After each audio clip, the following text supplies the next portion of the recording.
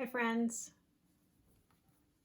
Today's book is called Little Red Bird by Nick Bruhl.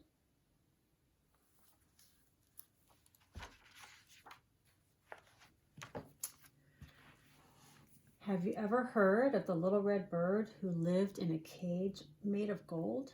She had all she could need. She had water and seed and plenty to read, I've been told.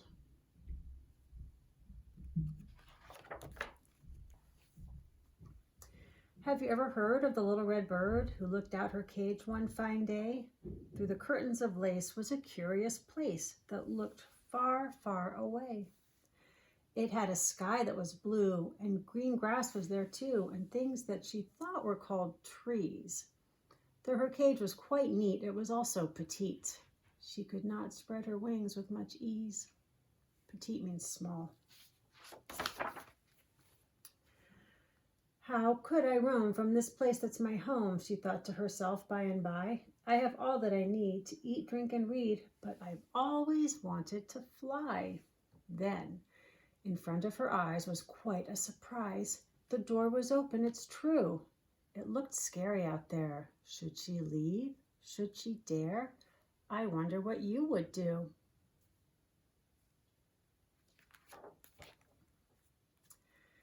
Have you ever heard of the little red bird who hopped out of her cage without fear? She hopped onto a rug and said with a shrug, I could get used to it here.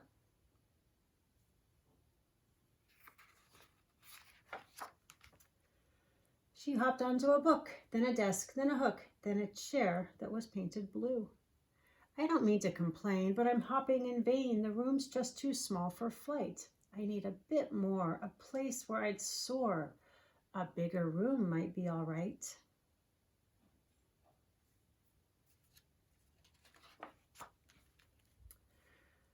Through the curtains of lace, she saw that curious place that looked very far, far away. I could never go there, she said with despair, but it might be nice if someday.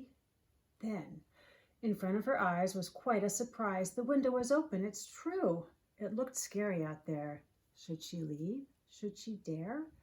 I wonder what you would do.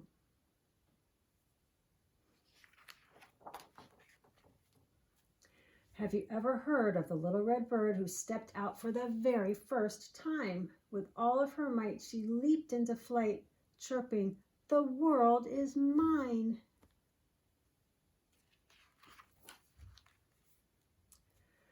The sky was so blue as she glided and flew through the air with the greatest of ease.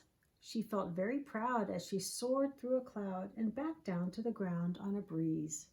Flying is the best. Who needs a nest or a cage or a dark little room?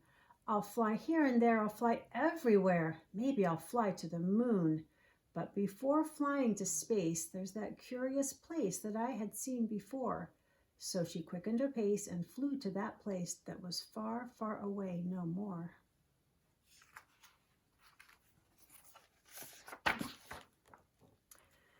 Have you ever heard of the little red bird who flew like a fiery spark straight toward the sun? She wouldn't be done till she came to what we call a park.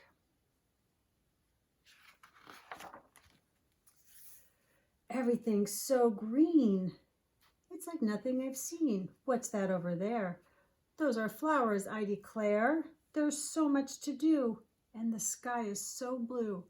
They call them trees, I think. I'm just tickled pink. There's so much to discover I may never recover.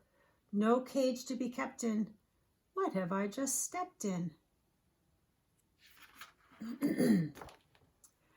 She flew all afternoon, singing a tune about a few of her favorite things, until finally she lit on a branch where she'd sit and rest her little red wings.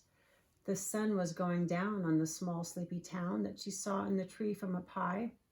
Night would come soon, along with the moon and the stars that danced in the sky. But I don't feel quite right, she said at dawn's light. Something is missing indeed. I want something to drink, and I'm hungry, I think, and I wish I had something to read.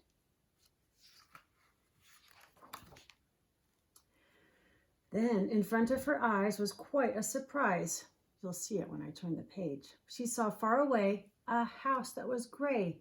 and through the curtains of lace, a familiar place inside a room that was plain was her former domain, a thing made of gold, all shiny and cold. What she saw from up there was her cage.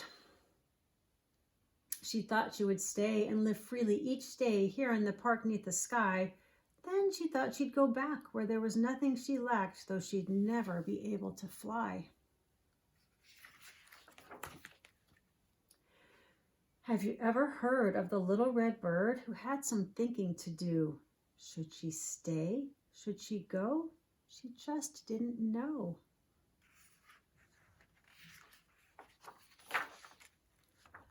I wonder what you would do.